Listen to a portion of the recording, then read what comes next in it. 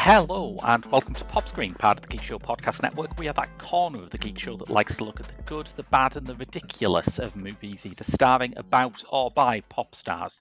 No, the podcast covers a broad range of musical and cinematic genres, from country and western to hip-hop, from documentaries to science fiction. I'm your host, Graham Williamson. I write for the Geek Show, Byline Times and Horrified, the British horror website.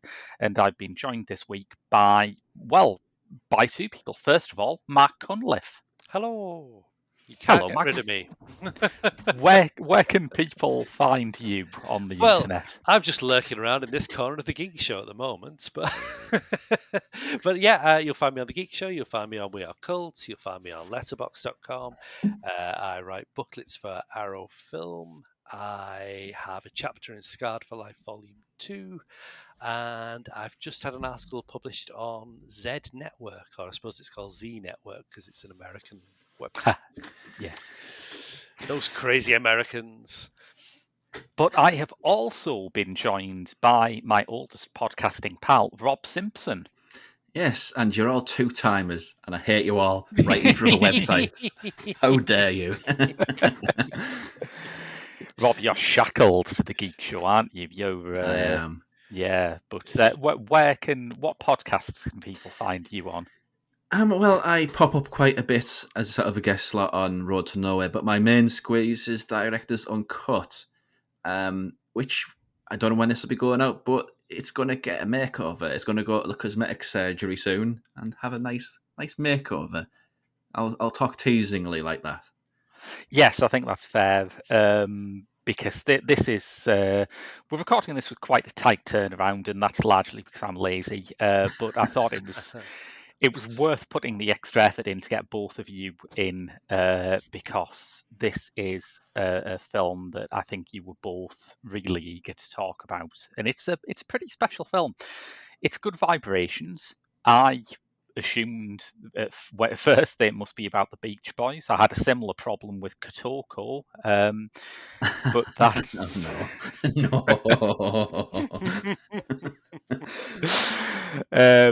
But it's not, is it? And I think I should go around and ask you both where you first encountered this, because this slipped me by entirely. Rob, where did you first see it? It wasn't when it was released. It was a good while afterwards. But I think it was just that I was researching sort of punk movies.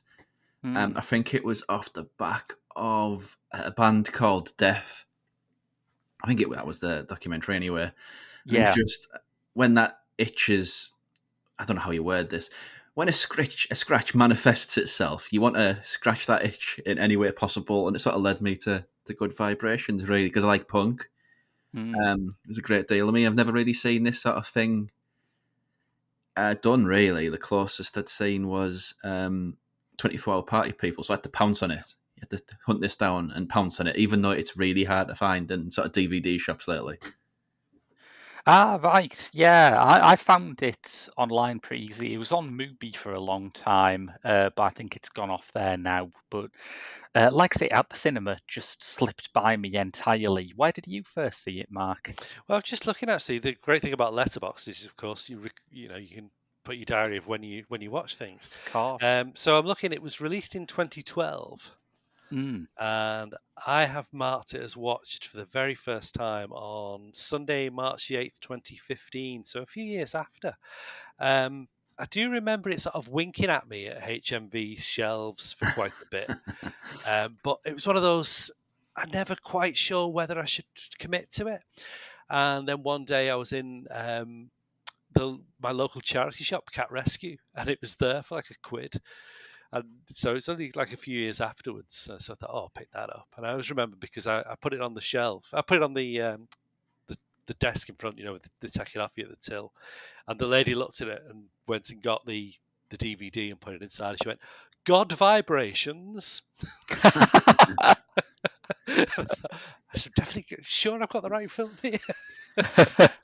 I was surprised it turned out as well as it is, because around the time I remember Mark's review of the website for another punk movie, and I was a little bit gun shy. What was it? How to Talk to Girls at Parties, which was dreadful film. a form of torture, honestly. That was like Derek Jarman's Jubilee meets Rent-A-Ghost.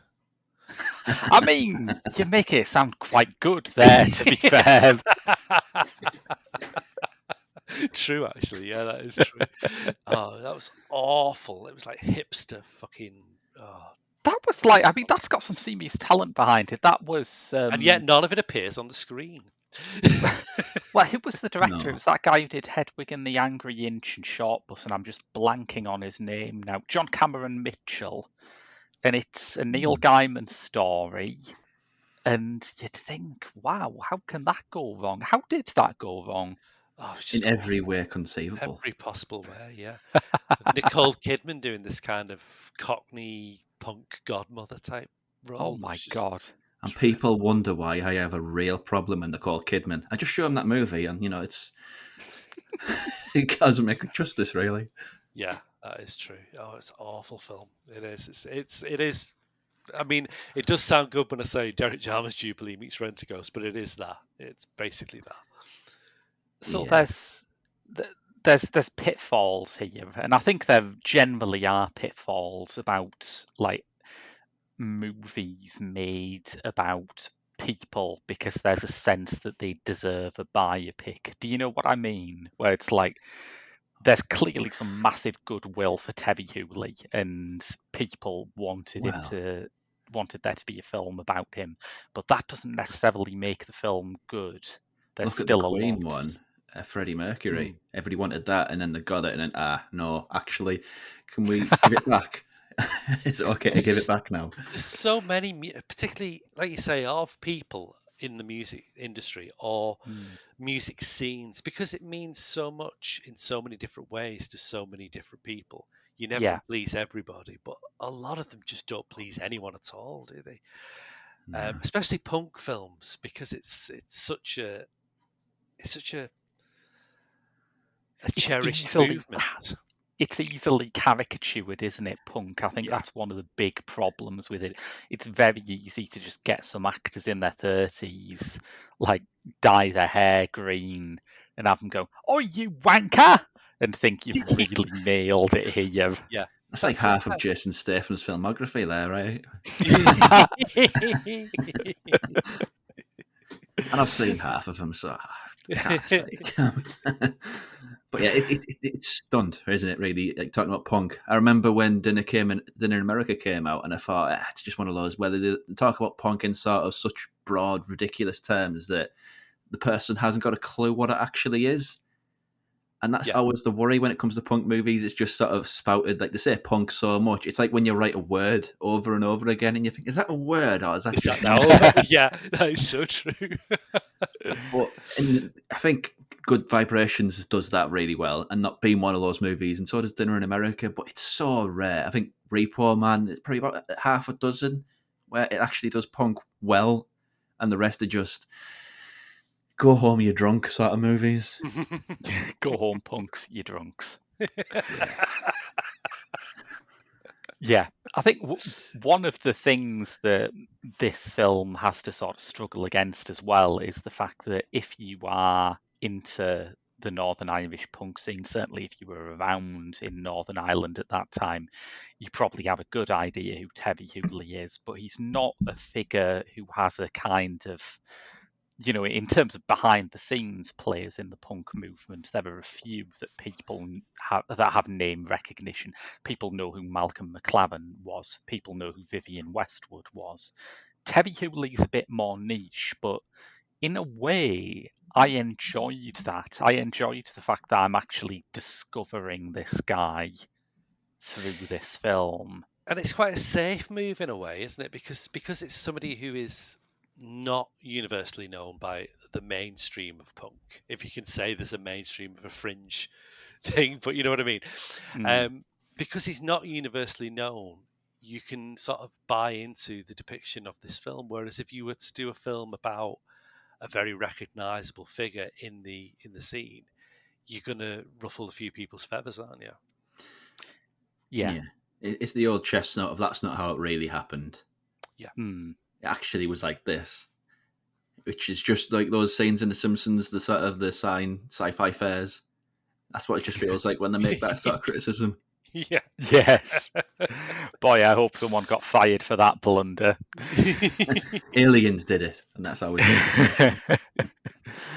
Well, we mentioned 24-hour party people earlier, and that was a big leap forward in this kind of film because it just acknowledged that, look, everyone involved in these events was pilled out of their gird most of the time. So we're just printing the legend, and we're really unapologetic about that. This feels truer. It's certainly less fourth wall breaking than 24-hour party people, but also it kind of doesn't matter because it feels true, doesn't it? Yeah, I think so. Yeah. It's much humbler as well, I think. It doesn't try to be documentary and sort of fiction. It's just a story of a person. There's a few little trimmings around the side that sort of make it a bit fantastical, but that's just sort of shot choice and editing choice. Otherwise, it's pretty straight and narrow document of what happened, I assume. I imagine the real John Peel actually was there rather than sort of a...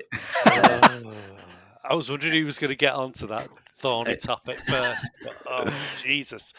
That is such a bad performance. A mimic artist, we'll call him. It was, yeah. I thought when his voice, because you hear his voices, we'll skip forward a bit here if you don't know who Terri Hooley is, as none of us did. Well, I didn't anyway. I didn't. He was responsible for signing the Undertones and getting them on record, and so there is a recreation of that classic moment where John Peel plays Teenage Kicks and says, well, I've never done that before, but I've never done this before, but I'm going to go back and play that all over again, and he does. In this film, he says, I've never played this before. I can't play it again. What the fuck is that accent? It's just made me realise that this is the Vic Reeves club singer version of John Peel. Pretty much. But he turns up with his fucking long hair. I mean, that is, I suppose it's proof the point I just made. If you were to make a film about John Peel, you're going to piss people off because you're going to say, no, John Peel wasn't like that, or no, it didn't happen like that, or why did they cast this guy to play him? Whereas with this, you're on a surer footing. Yeah, the fact that Terri Hooley's kind of a backstage figure and people don't have like a really clear image of what he looked like and what he sounded like, I think gives the cast a lot more leeway because, man, Richard Dormer's good in this. He's brilliant, isn't he? My own, besides the John Peel casting, my only objection, I mean, I love... Oh, here we go. I'm forgetting names. Huddersfield. No, what's it called? Actor. Jodie Whittaker. Jodie Whittaker is absolutely brilliant. And I have no complaints there. She's in two of my favourite movies, Attack the Block and Adult Life Skills. Love her. Yes. Yeah. But she ain't no Irish.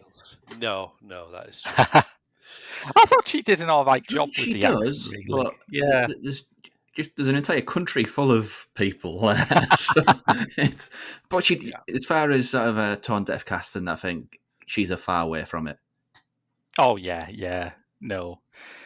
She's just unfortunate enough to be in a cast with like Dormer and Adrian Dunbar and Dylan Moran and quite a lot of other examples of the real thing. Liam Cunningham as well turns up. Thank you. Yeah. Liam Cunningham, he's the record producer, right? Yeah. Yes. I discovered a marvellous thing about his first scene. You know, when Hooley goes in and he's in the middle of recording an absolutely shockingly bad accordionist. Yes. That accordionist is the actual Terri Hooley. Yeah. Is it really? Wow. Yeah. It's a fun cameo. It's a nice little nod, isn't it? But yeah, Dormer is incredible here, and I suppose this is one of the things of being kind of aloof from the golden age of television that we live in now. It's Do you want to say that with a little bit more disdain? I don't think it came through quite well enough. Rob, there's like, you could watch anything. You could watch a cop show on Channel 4 or turn to BBC 4, and there's an Icelandic cop show. The variety is incredible.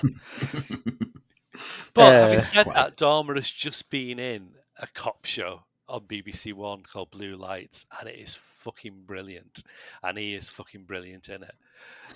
That's the only thing I've got to say about that. That's a Northern Irish cop show, and he's really, really good at it. The first thing I've seen him in, I think, this. He's not immediately recognisable. I mean, not watching TV at all. He was in Bums and Dragons, wasn't he? Which is my go-to name for Game of Thrones. Oh, okay. Yes. Yeah, that explains why I don't know him then, yeah. Peter Stringfellow's Lord of the Rings. Like every single other Irish actor, he hot-tailed it down to HBO's casting office and was in Game of Thrones. Can I be in your film? Am I going to play one of the dragons or one of the tits? Yes. It is quite weird for me at the moment because it feels like certain actors I like just slip into a parallel universe. Yeah, I found myself wondering recently, what did become of Middlesbrough's own Faye Marcy? She was brilliant. She seemed to be lined up for really great things. Oh, she's been in some Star Wars series for like 94 episodes. I mean, good for her, but... No, that completely passed me by as well, yeah. There's a Star Wars series. There's about 80 of them. There's several on the go, isn't there? Yeah. One involving Baby Yoda, one involving Baby Obi-Wan. It's ever since they got acquired by Disney, they've gone for the Muppet Babies approach to franchising this thing.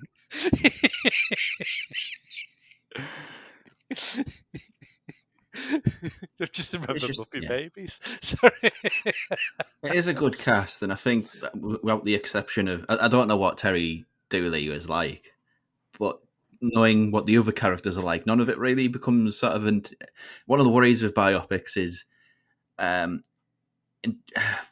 mock-take performances. Yeah. I think the NWA one had a little bit of it, but purely because it's actually Ice Cube's son, and Ice Cube's son is basically a clone of him. Or Shea Jackson Jr. It's the same person. I can't be convinced otherwise. It's the role he was literally born to play. Yeah, but in this, I don't think there is any of that. I mean, he got Fergal Sharkey in, not really. All sorts of other people, and they're just characters. It doesn't become, I have to be an imitation of this real life person, which is always a worry with biopics, because going back to the Queen one, that's all that was. A lot of people doing their best impersonations. Yeah, I think it helps that, the undertones were just a bunch of ordinary lads, really. There's a danger when you talk about people like Queen, or to bring it into the home genre, the Sex Pistols, that they are already pretty theatrical characters. And as you sort of try to imagine what Freddie Mercury or John Lydon were like when they were like just going to the local chippy, probably just as insufferable. It just becomes Stella Street, doesn't it? That's the problem with it. Yeah. I can't picture a situation where John Lydon isn't just the worst person in the world, but that's just me. No, I agree. I think not even 24 hour parts people gets that kind of right, does it? Because you've got Joy Division, but the rest of the characters literally do just fade into the background because it just becomes about Ian Curtis until, the suicide. But you forget then that you've got John Sim and a really badly miscast Ralph Little as Hooky. But the idea they should just be like four lads that you'd see at a bus stop, really. I remember Paddy Considine being in that. I can't remember who he was, though. He was... was he Rob Gretton? Yes, Rob Gretton, yeah, the manager, yeah.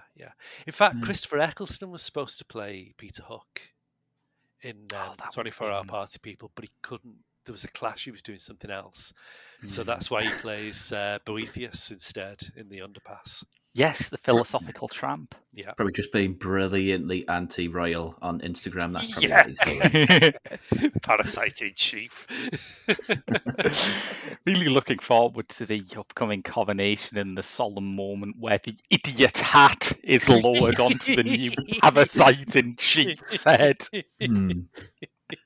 But this is just such a much more subtle movie. Good Vibrations. I think I don't think it holds quite up as well on second viewing, but it's that simple pleasures of, I don't know how you describe it. It's like when you discover a new type of music and it's just like the most exciting thing you've ever heard and it's ever happened to you. I think it finds that sort of thing. Is it possible to bottle? But yeah. No, I completely agree. I love the recreation of the shop as well.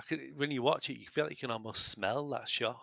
You do, which is really it's hard to get that across. I mean, 24 Hour Party People is a very good film, and I will constantly champion it. It's one of my favorite films. But even though they lavishly recreate the hacienda and stuff like that, I never really get a full sense of like all the little clubs and bars and then the hacienda. I don't get a sense of place as much. Weirdly.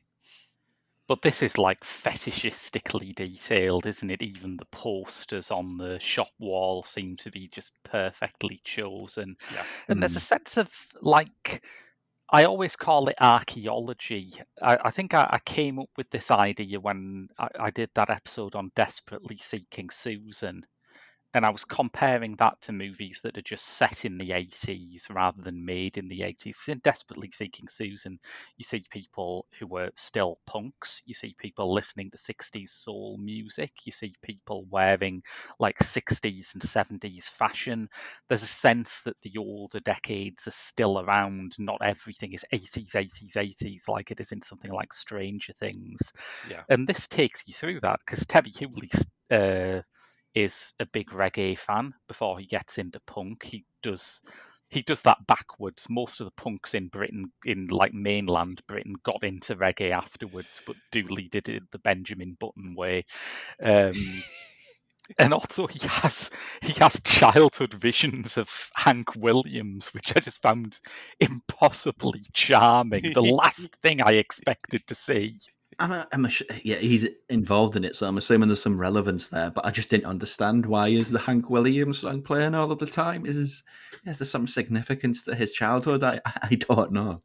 Is he a socialist rebel? Was Hank Williams that his father's like standing for sort of a his father's a communist sort of alternative to mainstream politics? Is Hank Williams was a communist? I don't know. You can imagine Woody Guthrie, wouldn't you? But yeah, that's the only thing true. I remember is it the song he's listening to when his eye gets I saw the light. Yeah. But that's the only bit in for me, the Hank Williams bit, as charmed as it is, it's the only bit that feels we're on 24 Hour Party People territory. It's got that kind of magic realism. Yeah, thank you. Yeah, that's the word I'm looking for. Yeah. I mean, I like it. I could probably do without him at the end in the concert where he turns and he's stood next to him. Could probably do without that bit, perhaps, but the rest I could take. Yeah. I think the thing with, I get what you're saying about the presentation of it. I think the thing with Hank Williams is that if you're growing up in like the 50s and early 60s, like before the Beatles, and you're looking for something that is like doggedly authentic, that really has integrity and passion and meaning, Hank Williams is one of those singers who you do latch onto because his music's incredibly raw and emotional. I mean, all we had was folk and country really before that, so yeah, absolutely. So it does kind of set up his turn to punk, I guess. Yeah. In that way. Yeah, I suppose so. Yeah. There's a lot of people who are ex-punks who go and become fun country or folk musicians too. In particular, Frank Turner. He was in a punk band called Million Dead, and an American country singer. I don't know what the punk band he was in, but William E. Whitmore. He used to be in punk bands. Well, they sing. Although they sound like worlds apart, they're very similar in the sense that they're singing about something that's happening to people. The topical songs, aren't they? So I mean, it kind of works, I think. You've seen There rappers there'll do be that some as well, crossover. weirdly. Yeah, rap as well. Yeah, yeah. So there is some sort of crossover, definitely. It's not like prog, is it? You're not singing about goblins and fairies. That would be a good one if his musical like epiphany was like a ghostly Rick Wakeman hovering above him, playing another 24-minute organ solo. Yeah, The 70s have a lot to answer for, don't they? 60s and 70s. They certainly do. Yeah, I think that's really well observed in it, and we should talk a bit actually about Carl Johnson as George Hooley, his dad, because Love he's Carl only in it Johnson. for a couple of scenes, but he is really great in it, I think. Do you know what one of his first gigs was? This is before like appearing nude in most Derek Jarman movies, which is always weird when you see him as a young man sort of start. Yeah. You're like, bloody hell, that's the L fella from everything in the last few years.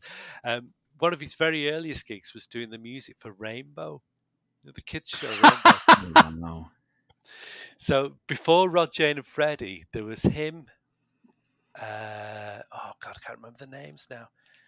There's him and two others. One, I think it's Charlie Dorr, who's a northeastern singer, I think. So very folky sort of instrumental, music for kids. Yeah, Was that when they had the scary version of Bungle? probably would have been. Yeah, yeah. What do you mean always? there was Sociopath. one. No, There there's was one version of Bungle that was just spectacularly off. This will mean nothing to Rob, but Mark, I know Bob Fisher calls it the War Bungle. Yes, yes, definitely. That's a name for him, all right. Yeah, I'd forgotten that Carl Johnson played he's one of the incestuous brothers in Jubilee, isn't he? Yeah, he is. Yeah. Yeah. So that's His a nice little second sort of pop screen punk themes, connection. Yeah, definitely. Yeah. But yeah, nowadays you look at him, and I mean, I always, as soon as I see his face, I always think of him as the Owls police officer in Hot Fuzz. Hot Fuzz, yeah, yeah. Oh, yeah, he is, isn't he? And I Yeah, don't know if everybody ever Gibberish. saw Mum on BBC Two, but he's very good in that. It's like the granddad in that. Really yeah. funny. Yeah. He's just the go-to old man lately, isn't he, for everything? I think now David Bradley's upped his asking price. Now David Bradley does a few too many big films and HBO series.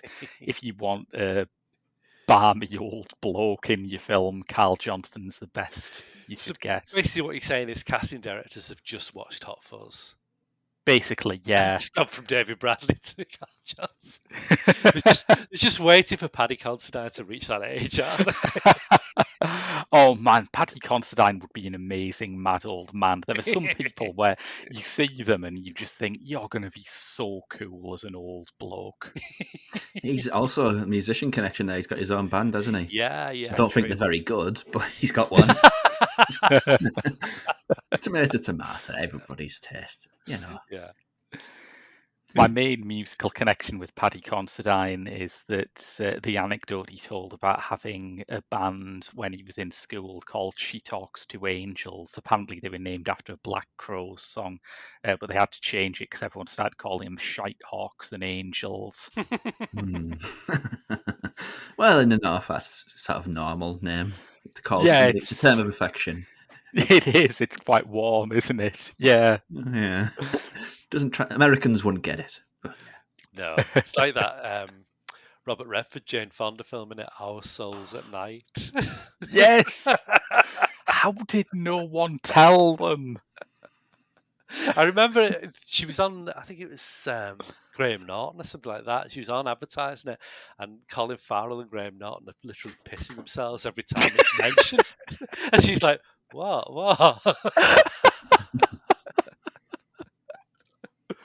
You two are on your own planet, I tell you. No, that's great. I think one of the other things that I really love about this film is that it is a hymn to really, really terrible business decisions. No business sense whatsoever. No. But then did anybody from that era ever really have, apart from, well, no, it was just Richard Branson, but that was before. Richard I mean, Branson came in The with only, punk, with yeah, prog, didn't he? the only people who made money, from punk is the record labels that bought all the archives. Yeah. Because people actually Yeah. doing it never made a No. dime. No. So yeah, it's kind of in spirit, really.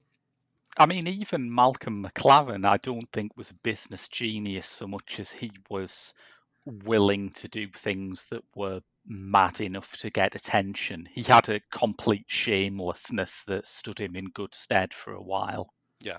I mean, just look at sort of rock and roll royalty. You get Ozzy Osbourne living in mansions in Los Angeles, and you get Fergal Sharkey up trees shouting at the government. It's there's like scales of sort of rock and roll success, and Yeah. British American punk. It just isn't really there. Again, you put it like that, and there's so much more dignity in being Fergal Sharkey than there is Ozzy Osbourne, isn't there? And the only people who do make money from being a punk is John Lydon, who shills for butter. Butter. I was just going to say, this is where you end up sort of hawking your wares with butter, isn't it? Or going on, I'm a celebrity, get me out of here, you know? Because you don't make any fucking money. That's why Sean Ryder's there again, isn't it? The credibility's all there, the values are all there, but the money, nah. Yeah. You got some butter you need hocking? I'm your man. Some lessons in this, isn't there, that credibility and values don't really pay the bills. Ever feel like you've been cheated? Indeed. Speaking of which, the directors of this, Lisa Barros Dessart and Glenn Leyburn, I was stunned to find out have directed that new Netflix series, which is an adaptation of the same novel that Damage, the Louis Malle film, was based off. Have they? Ah, right. Interesting. I didn't know that. What series is this? This is, what's it called? It's called Damage, isn't it? No, it's got an even more generic name than that. Because Damage was the novel, and then it was the Jeremy Irons film, wasn't it?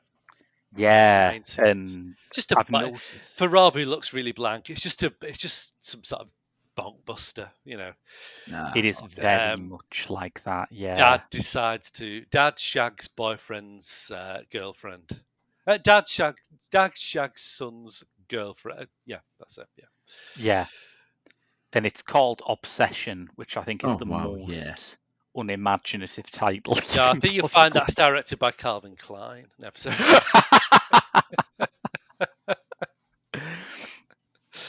I didn't know that. The only thing I know that the last time their name sort of came on my radar was that film with Liam Neeson and Leslie Manville. Where, Ordinary Love. That's it, yeah. Because it was a rare thing. It's like a Liam Neeson film where he's not, you know, pretending he can kick the shit out of 20-odd-year-old built like a brick shithouse Americans. Yes, yeah, absolutely. I would love to see a realistic version of Taken.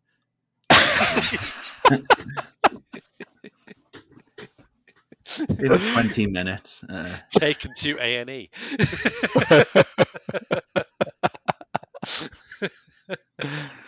It's one of the things that I like about Good Vibrations, though, is just it's the community spirit of the music, I think, it really gets it.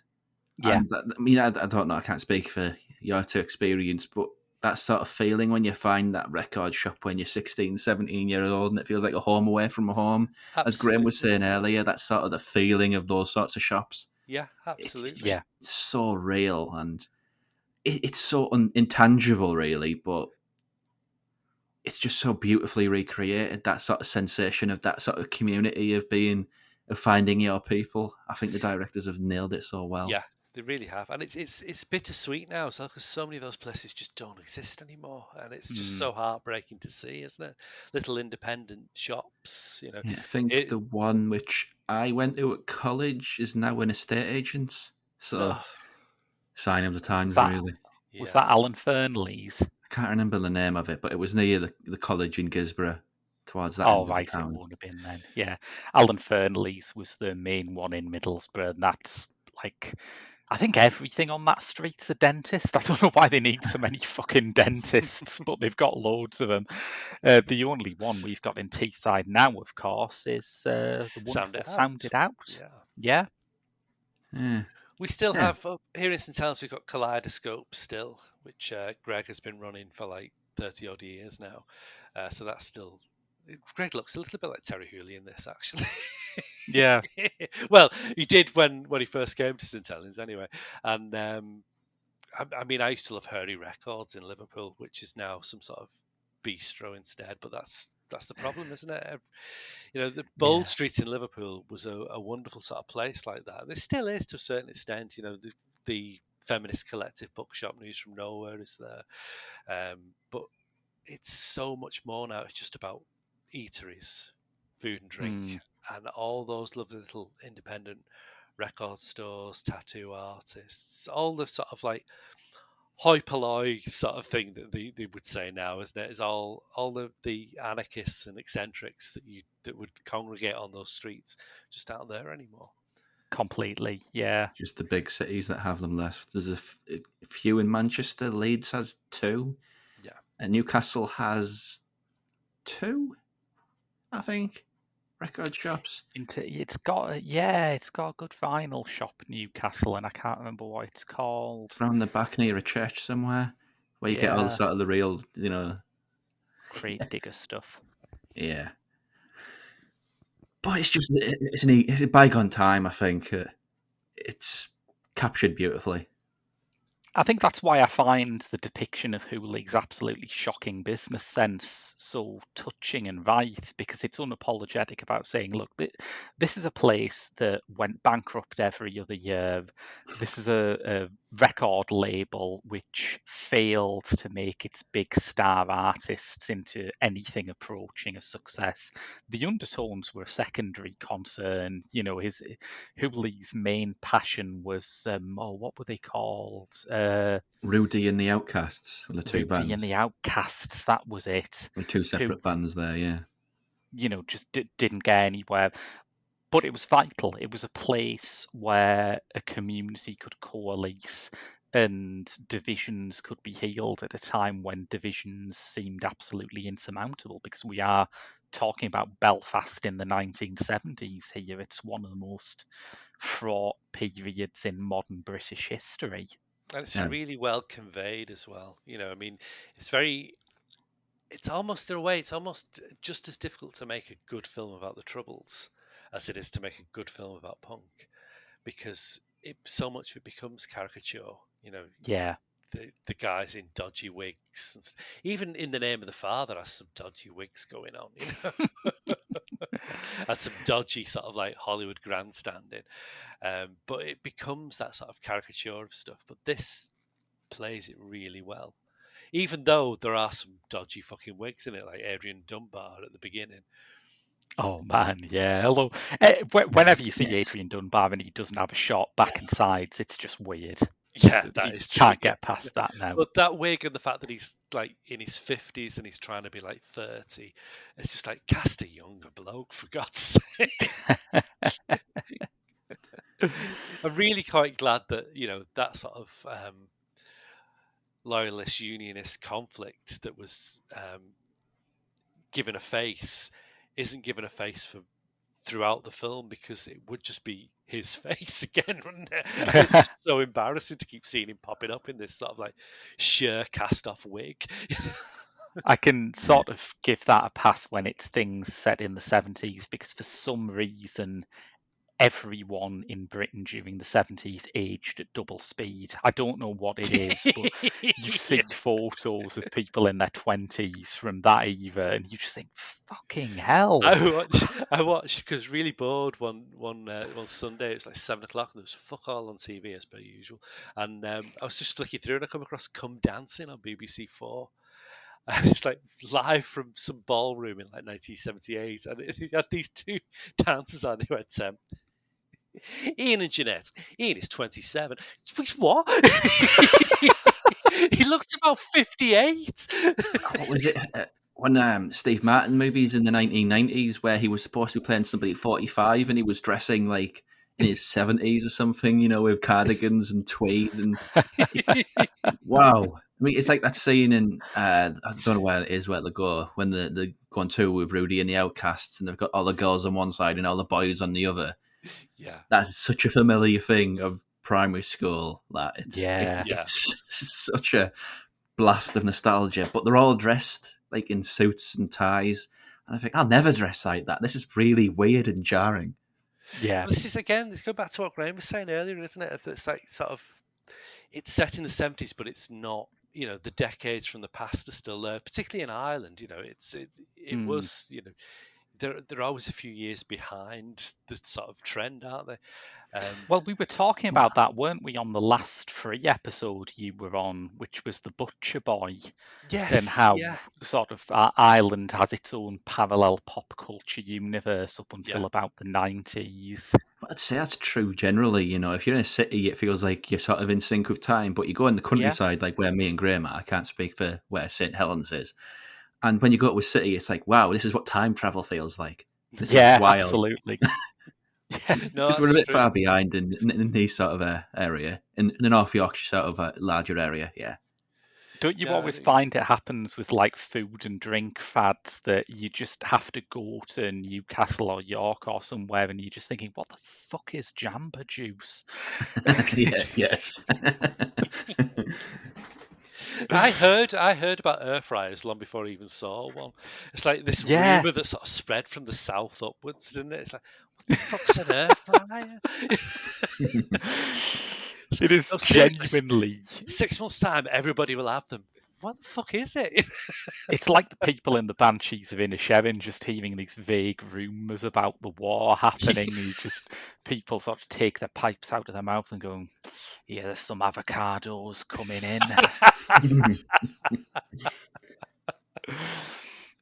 I was going to say that's a bold move you're trying to make there, Graham. Talk about the War of Independence and comparing it to an air fryer, but go with it if that's the hill you want to die on. Perhaps literally. Exactly. Just go with it, yeah. But I think this has a really strong sense of just the tension in Ireland around that time. And I think one of the things it does that I liked the most is that it uses a lot of documentary footage, not in the way that a lot of low-budget British period pieces do, where it's like, I don't know if anyone's ever seen Mrs. Henderson Presents, but there's a definite feeling that at any moment Judi Dench is going to say, oh, we can't go outside, it's all black and white out there for some reason. But this uses the archive footage more than it needed to from a storytelling perspective, and I think that's a choice. It wants you to see the truth of what Terri Hooley was living through. It's more scrapbook, isn't it? It's not like in a movie like this, it'll have like an event and then it'll cut to a news report where it'll say exactly what is happening. And there was a bit, I can't remember, it's verbatim, but they were saying, don't let these photos fool you. This lad, he became a singer, a guitarist in Thin Lizzy. These guys, he became somebody in Wings, and these guys, and it cuts to like shots of a bomb that blew up a van on the highway, and it cuts into a lot of sort of sectarian violence, sort of Miami show band, which is quite tastefully done. It tells you the history without literally having like somebody on a board pointing to it like a weather report or something. It's credits to the people watching it with some intelligence, which isn't really done in a lot of sort of biopics, and that's kind of the problem with them, why a lot of people became sort of burnt out, where it felt like it was trying to be both a documentary and awards bait, and they're just a mess, really, aren't they? Man cannot serve two masters. It's funny, it actually goes back to something that Mark and I were talking about off air when we recorded another podcast, but when you see films that are based on true stories, they are always much more concerned with explaining things, because I guess they don't want people to come at you and say, oh, well, you left out the context for this, you misled people on that. Whereas if you watch fictional movies, like we were talking about in terms of spy movies, if you watch something like Official Secrets, the film about the Catherine Gunn memo, there's a lot explained in that. It's a good movie, but it explains a lot. Whereas if you watch Tinker Tailor Soldier Spy or something, it knows that part of the pleasure is just being thrown in and like having to find your way around this world. And I think this is a rare true story dramatization that gets that sense of, you don't need everything here. You don't need to know the name of every reggae record that he listens to in the run up to his conversion to punk. You just need to know enough. You don't need to know who John Peel is. You don't need to know who that record label is that he wrecked when he went in there. Yeah, absolutely. It's all secondary, really. And it may as well be all of them, frankly, because you don't even need to know that much about the Troubles either, I don't think. Because the great thing about this is it's a guy who just won't play that game. He doesn't see himself as Catholic. He doesn't see himself as Protestant. He's just ploughing his own furrow. And, the sooner everybody else gets on board with that, the better. And so the film doesn't have to go about painting in the corners as to, what this conflict is all about. It just says, look, this is a fucking abhorrent thing that is happening to this country at this moment in time, and how stupid it is. But all the more reason that we need an outlet, we need an escape. And there are some angry young voices out there that are sort of like, chiming with that need in society. No, absolutely. Yeah, I couldn't have put that better. Oh, thank you. Yeah, let's just take a second to let that one sink in. I just struck my beard.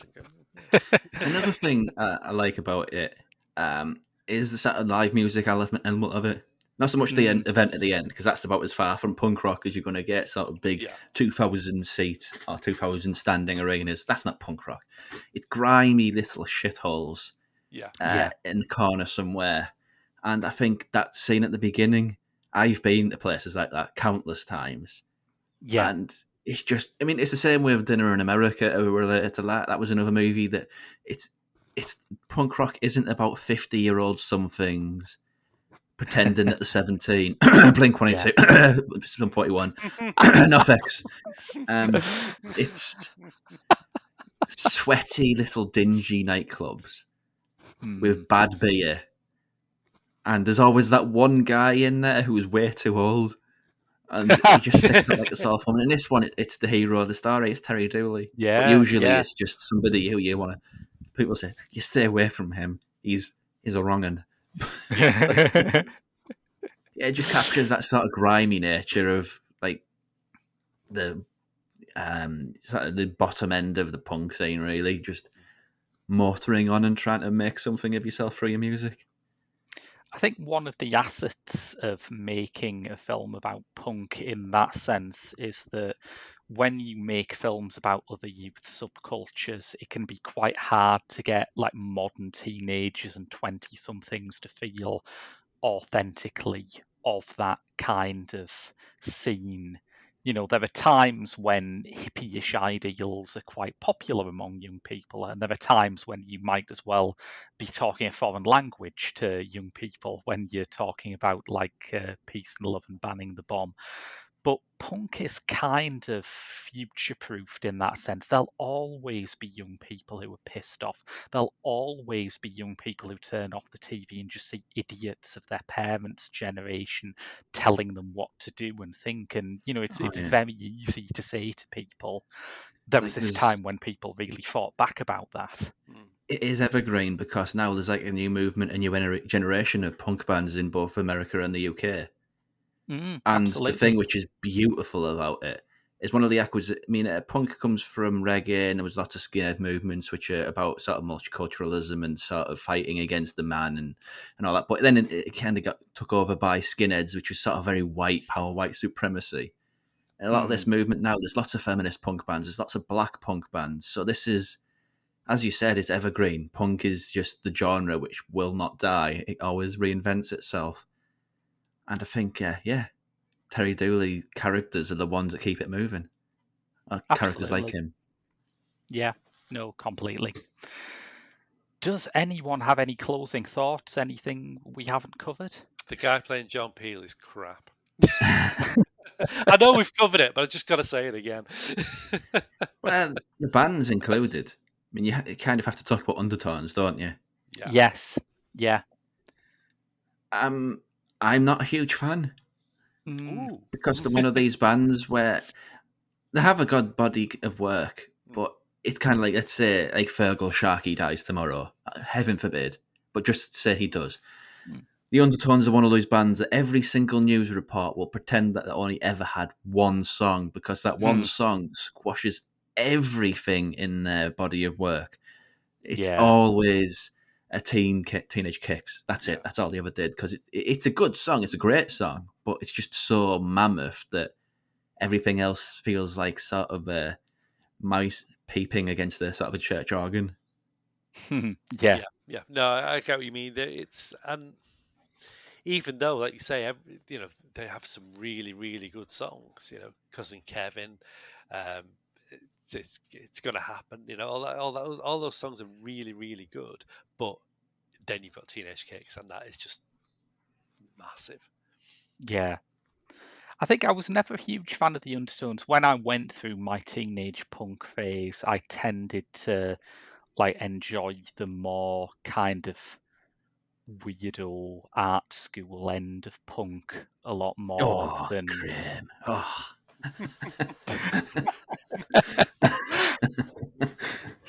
So I'm coming from this from being like a young child who was obsessed with René Magritte for some reason.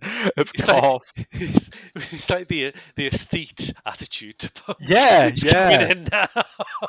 So if a band were just making a horrible record, I preferred it to a horrible racket rather. I preferred it to be something like the Slits, where you can say, that's a conceptual horrible racket. You're the Tony Wilson of this chat, aren't you? Very much, yeah. I'll wear that badge with pride. I saw Ari up as being very much the William Butler Yeats of our generation, but but I think this helped me understand the Undertones a bit more. It's like they weren't just making sort of 3-minute catchy love songs because of a lack of ideas and ambition. That in itself was a defiant statement. That was them saying, Northern Irish bands don't just have to do either maudlin traditional music or political rebel songs. It was like that meeting with one of the record labels. It says it comes from Northern Ireland and it comes from the trouble. It wants to be darker. It wants to be miserable. Yeah. If I you think that's that guy Bauhaus, was me. you look for Bauhaus and you're probably covered. And not from Ireland, but there you go. Yeah, You want goth. You're going in the wrong place there. Fucking miserable, yeah. Yeah. But even when they did touch on politics, like you say, it's going to happen all the time. That's about the hunger strikes, isn't it? Which is just one of those great little coded sort of messages of a meanings of a song that people just didn't pick up on at all. Oh, absolutely, yeah. So I mean, they could do it, but they did it with a brightness and an energy that you didn't expect to see in those in songs that were supposed to be outwardly political. Which is almost more subversive, isn't it? It's like, yeah. I love the pop group, but I think when you are what was that pop group record called? Something like Amnesty International Report on Mistreatment of Northern Irish Prisoners in British Jails, and you wonder what they're talking about there. Yeah, when you're doing that, you've kind of forfeited your right to be on Radio 1, I think. Tony Blackburn's not going to play it, is he? Good. Did anybody hear him recently? I mean, I don't watch it. I don't listen to radio, really, to be honest. But it was a meme that was going around. I think it was on Accidental Partridge on Instagram, and it's a snapshot of Tony Blackburn because he's keying in a song. He goes, "Wouldn't you just love to hear Putin say this?" And it was, I think it was a Moloko song. It's like, I will surrender, take me and do as you will. It's like, you just let to hear Putin say this. I mean, I see where he's coming from, but I think he's missed the meaning of the song a bit. Just a bit. I do remember him once on some BBC Four thing about music with Stuart McConey, and they were looking at different songs and different styles of songs through the years, and this was the 60s, and he thought he was being really clever, and he went, "Tell you what, all those protest songs never changed anything, did they?" And McConey went, "Well, the Vietnam War is a good example." Well, yeah, I suppose so. Yeah. You fucking wiggy prick. It is a magic sort of thing, isn't it? About making a song about something, but making it actually listenable. Because there's so many punk bands where the politics is the point. Yeah. The problem with that is once the politics sort of move on, because as we know now, politics moves a million miles an hour. Say you wrote a song about Dominic Raab and then you don't release it for 6 months. Who the hell's Dominic Raab? Does that make sense? I would love to think that late last year there were a load of bands who were readying their Liz Truss protest songs, and then they just like turned on CFAX. I'm dating myself now. They just like open Guardian homepage, like what? Shit! I just said that's never going on the gramophone, is it? There's something to be said about a punk song which is timeless. Yeah, absolutely. And the best of it is, it's defied the predictions that it would be a passing fad. It's like you were saying, it has something that's eternally resonant and that never stops making sense to young people. I mean, so many people say punk was a thing that happened in London in like 1976 for a few months and then it died. Well, yeah, it might have died in fucking London, but it had a completely different meaning anywhere else in the country and beyond, as this film proves, The only people who live in London are Russian oligarchs, so they don't care. It was very big among the empty houses of London. Well, no, because we've watched that You and I with Tattoo, haven't we? So we know that punk does quite well in Russia. Yeah. With Charlie Creed Miles. Miles in it. Yeah, it's the same with Mondays. Folk music and rap are exactly the same, but they kind of get a bit lost. They're supposed to be about something. Disaffected, but they got lost along the way. I mean, so there's some movements that take it back to its core, but you can't, because Blink 182 exist. You can't say the punk's irrelevant. I really hate Blink 182, by the way. I want that to be put out there into the universe. I hate that band so much, and all of the ones like it. Much rather have watched Frank Ocean titting about with an ice rink and then just walking off board than have watched Blink 182. That's I'm not future-proofing this show at all, isn't it? That's the Coachella thing. The one thing, though, there's bands outside of punk which are more punk than a lot of punk bands. Like, one of the most punk musicians that ever lived was Frank Zappa. Yeah. What as punk as you get. Because he just didn't care at all. Yeah. That's the kind of the point. He is what he wants to be, and he'll do it regardless of whoever likes it or not. And didn't he say something? He only puts lyrics in his songs just so there's lyrics in his songs. He really couldn't care less about them one way or the other. That is a very punk attitude. But on the flip side of it, a lot of really great hip hop, which does care about lyrics a lot, is recognisably punk in attitude. Absolutely. There's a British band now I think did well at the Mobos called Bob Villain. Get it? Bob Villain. Get it? Who were very, very punk. So, yeah. The grime, though, and I'm not going to get into all that sort of subgenre nonsense because it just gives you a headache. I genuinely don't think of that shit. The only time I think about what genre a record that I like is when I go and try and find it in the main section of HMV and the assistant's like, oh no, sorry, that's under the Calypso section or whatever the fuck. That's my favourite pastime. I don't buy things in record shops or online or in person anymore, but going into HMV or something and asking for something which I know that I won't have, and just the look in their eyes when I say, what? It's been a long time since I've been into an HMV, but did they still do that deeply racist thing of just calling an entire section of music urban? Urban, yes.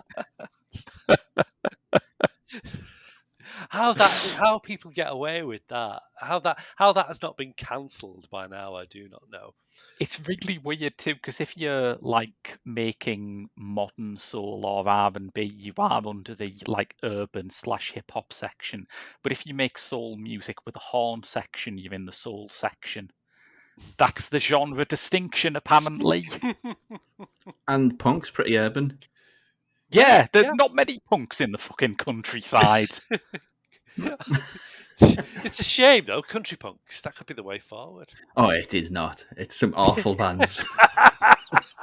Suicidal Tendencies, I think, are the big one. Oh, they're another. You've heard one song, you've heard them all.